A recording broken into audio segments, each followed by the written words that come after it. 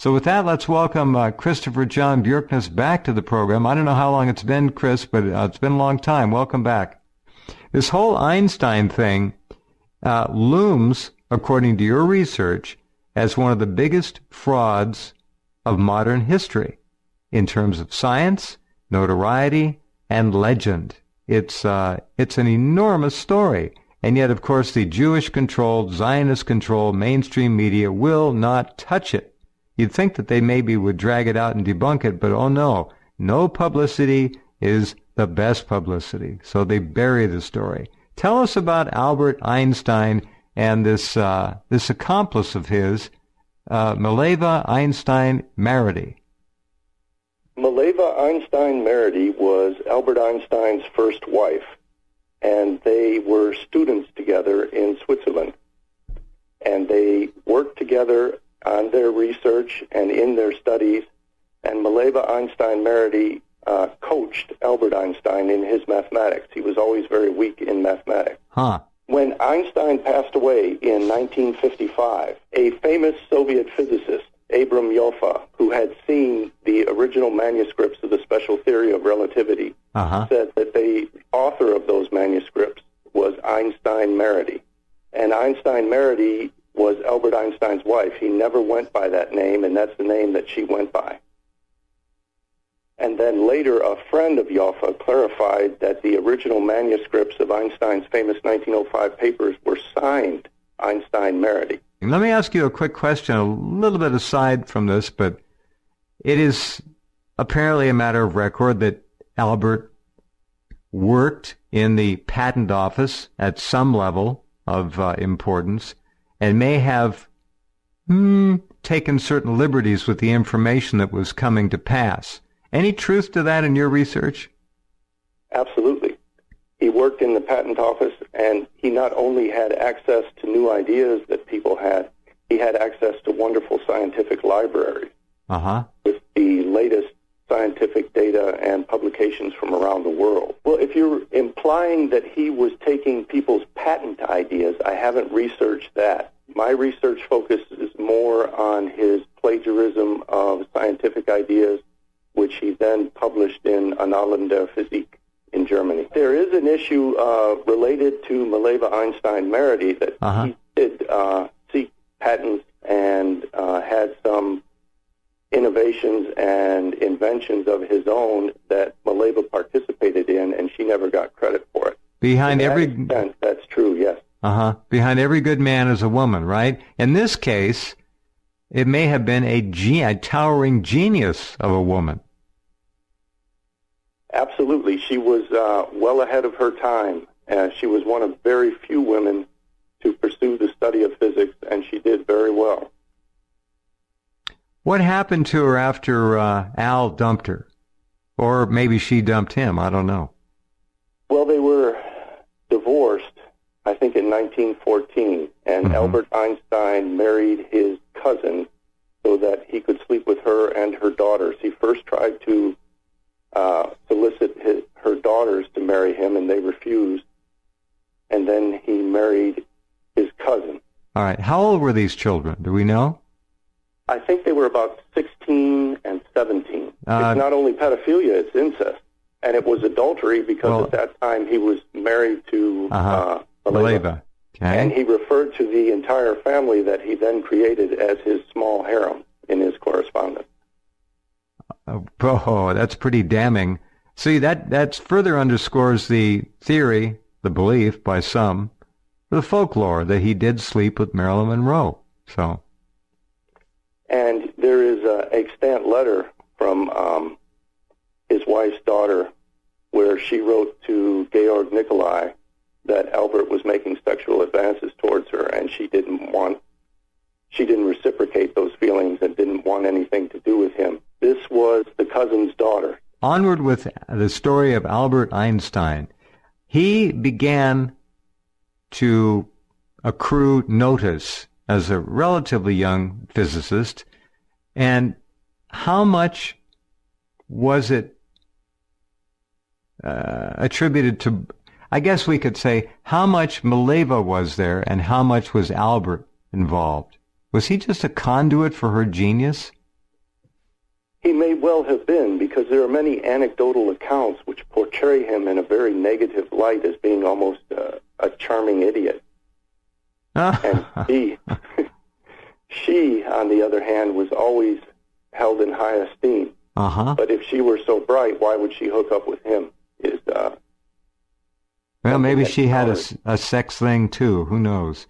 Who knows? She had some deformity that made it difficult for her to walk, and apparently she had a hard time finding a mate. And, really? Well, that might have appealed to young debauched Albert. Who knows? And I think her intelligence appealed to him. I think he pursued her and not the other way around.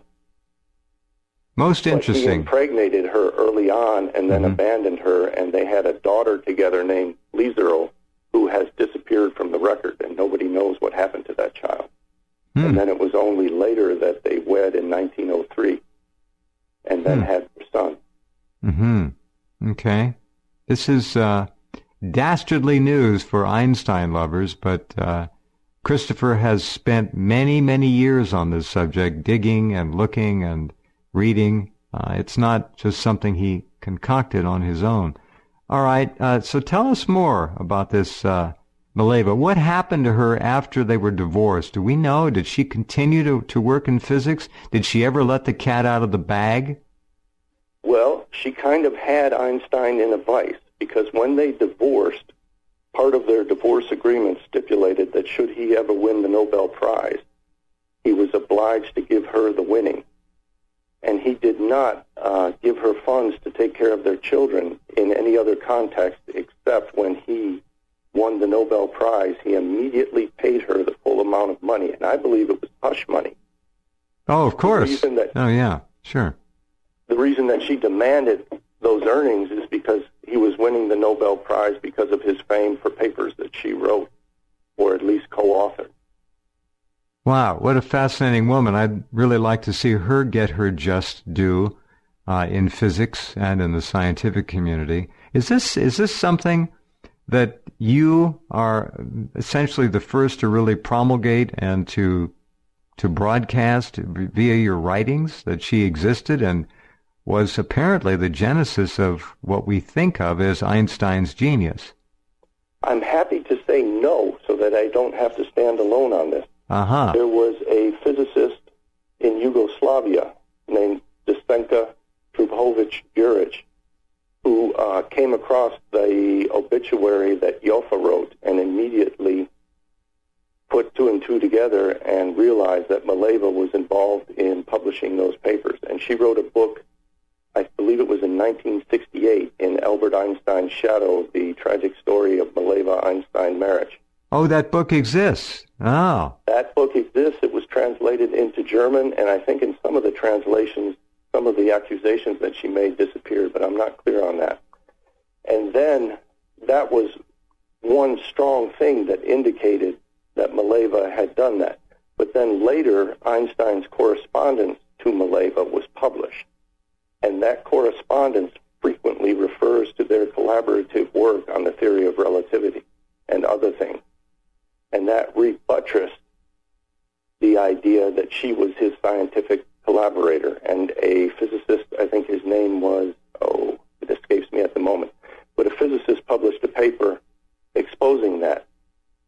And he detailed the correspondence and how it indicated that they were partners. And then I discovered a biography published by Einstein's friend in 1921. It was the first biography of Einstein, and it came right after he became famous. And the man who wrote the biography was one of the people who promoted Einstein and said that he wanted to build a cult around Einstein. And in that book, he also revealed that Mileva was Albert Einstein's scientific collaborator. So those three independent things all point to the idea that she was his collaborator, and they were all expressed by people who had no awareness of the other thing. So it's three independent corroboration. Very interesting. Some of them from their own mouths, what Mileva said and what Albert Einstein said. Okay. As his career continued and he grew older and became world famous, it is said that his work really never advanced a whole lot. beyond the original theory of relativity and that early work, which I'm hearing from you probably came from Maleva, most of it, maybe all of it, I don't know. Is there any truth to that his career really didn't plow any new ground? He didn't really turn in any new massive insights into E equals MC squared, the universe as we know it, or anything else. Did he do much after their marriage? No, and it's very interesting that you say that and very insightful. I point that out in my book, that subsequent to his divorce, he did not do much, and he made many mistakes and ventured off into some very far-out things that didn't pan out. Yes, I've read that. Yes, he was actually embarrassed by some of his stupidity, according to the things I've read. Not a lot of them, but some. He went off into weird and unusual areas that had no substantiation, and people were kind of questioning, why did he do that? Anyway, now we know. And the one significant thing that he did after the divorce from Maleva was the general theory of relativity, but the incipient part of that began while he was still working with her, and then the fulfillment of that was completed by a man named David Hilbert. He didn't even complete it. It was somebody else. Absolutely. It was David Hilbert who came up with the generally covariant field equations of the general theory of relativity. And the other aspects of general relativity were also plagiarized from earlier sciences. What was the fellow's name? David what? David Hilbert. Hilbert. Yes, he was a famous mathematician at Göttingen University. Was he Jewish? No, he was not. His father was a Protestant preacher. Okay, well, there's your point. Albert Einstein is the god of science, and that position is carefully manicured and maintained by the Jewish establishment. This is all fascinating. Oh, sure. By design. They promoted him because he became a Zionist. And Zionism was becoming very unpopular, especially among Jews at the time, and they needed a spokesman. There was at that time a terrible insecurity among the Jewish people, because from ancient times, Jews were always viewed as the people of the book. Yeah. Whenever they studied, all they did was study the Torah and the Talmud and Kabbalah, and they never studied or pursued science and the arts. And they considered it chutzpah to create scientific laws, because those laws would make man greater than God. And they languished and lagged behind Europeans during the Renaissance. And Jews had a very bad reputation for being mentally sterile and for never producing geniuses. Wow, fascinating.